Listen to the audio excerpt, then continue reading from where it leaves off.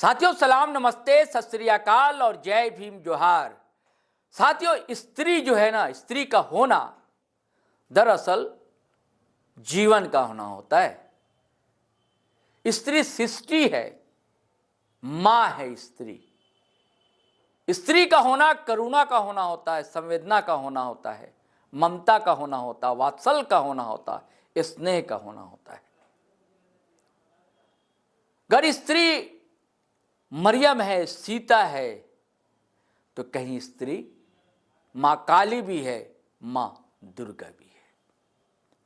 लेकिन कई जगह ऐसी स्थिति है कि सामंजस्य भी है। लेकिन स्त्री का जो रूप है, स्नेह का, ममता का, वात्सल का, दरअसल पहचान स्त्री की उससे ही की जाती है।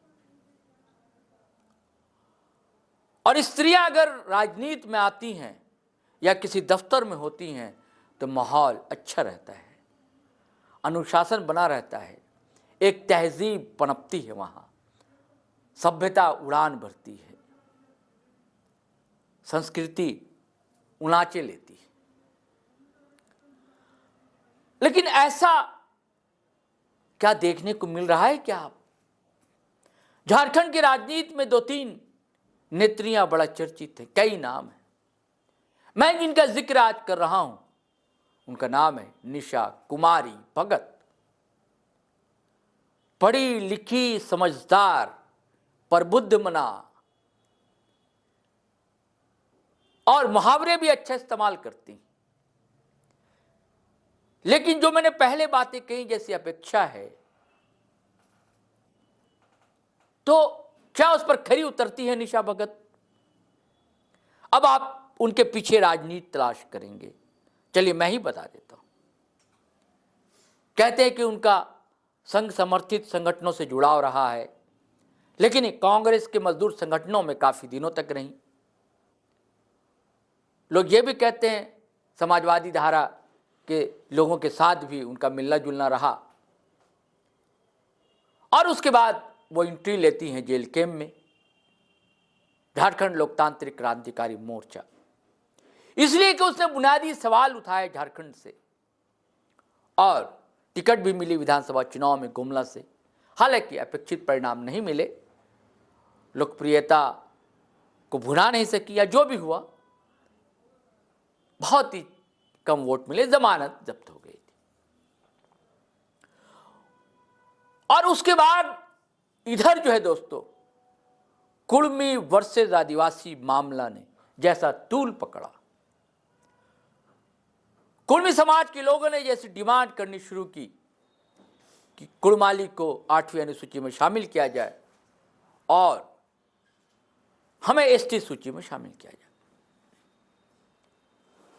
इसके खिलाफ जगह जगह आदिवासी समाज में गुस्सा फूटने लगा बम की तरह। कुछ संगठन दरअसल सामने आए, और इसी दरमियान निशा भगत ने बयान देना शुरू किया,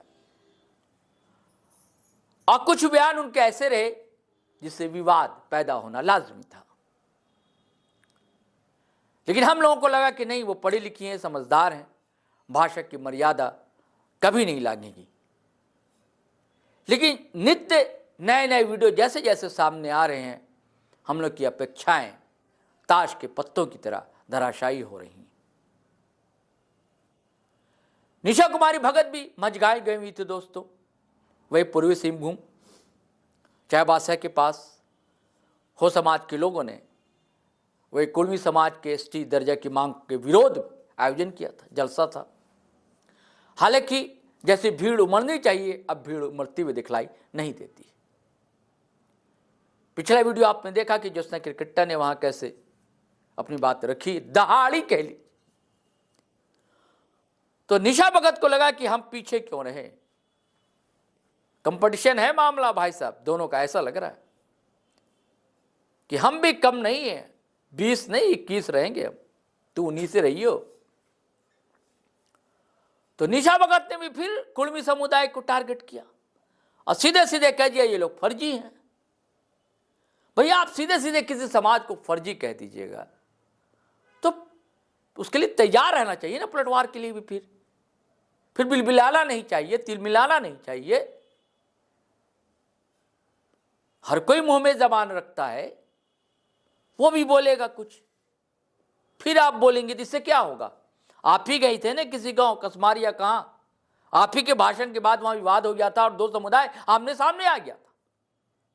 ये नफरत की फसल बोइएगा तो मिलेगा क्या। अब फिर दोषारोपण कहिएगा कि साजिश है, कोई साजिश कर रहा है, तो कहीं ना कहीं कि आप भी उस साजिश के शिकार तो नहीं हो रहे हैं। इसको गौर करना होगा, सोचना होगा कि झारखंड जैसे प्यारे अमन पसंद स्टेट को आप कहां झोंकना चाहते हैं। आप दो समाज जो 7-7 वर्षों से रहा है, रोटी का रिश्ता रहा है आपस में, शादी ब्याह आना जाना खान पान सब एक जैसा रहा है।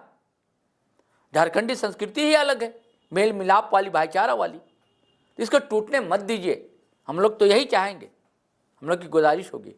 लेकिन मैं चाहता हूं दोस्तों कि सुनिए आखिर निशा भगत ने कहा क्या, क्यों बार बार वो कुर्मी समुदाय को निशाने पर लेती है। और मैंने लगातार कहा है कि ना मैं धर्मांतरित ईसाइयों से डरती, ना ही ऐसे फर्जी कुर्मियों से डरती हूँ, क्योंकि हमारे रगों में इतिहास रचने वालों का खून है। हम इस देश, इस माटी के भगवान बिरसा मुंडा जी के वंश है, सिद्धू कान्हू के वंशज है, तिलका मांझी के वंशज है, हम वीर बुद्धू के वंशज है, हम रुनिया टुनिया के वंशज है, हम सिंगनी कैरी दई के वंशज है।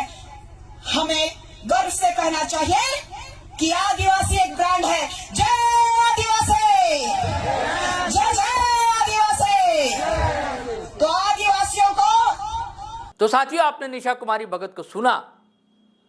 फिर मैं गुजारिश करूंगा कि आप भी संयम रखिएगा। गुस्से में आकर टाइप जब करें तो थोड़ा संभल कर, मर्यादा बनी रहे भाषा की, तो अच्छा लगेगा हमें। मुझे पता है हमारा व्यूअर समझदार है, सोचता है, समझता है, इसका ध्यान अवश्य रखेगा। लेकिन गुजारिश है जाने से पहले कि आपने अगर हमारे चैनल सब्सक्राइब नहीं किया तो कर लीजिए दोस्तों। और वीडियो हमेशा की तरह धड़ाधड़ फटाफट खटाखट शेयर कीजिए, लाइक कीजिए, कमेंट कीजिए। आज्ञा दीजिए, इजाज़त दीजिए। जय हिंद, जय भारत।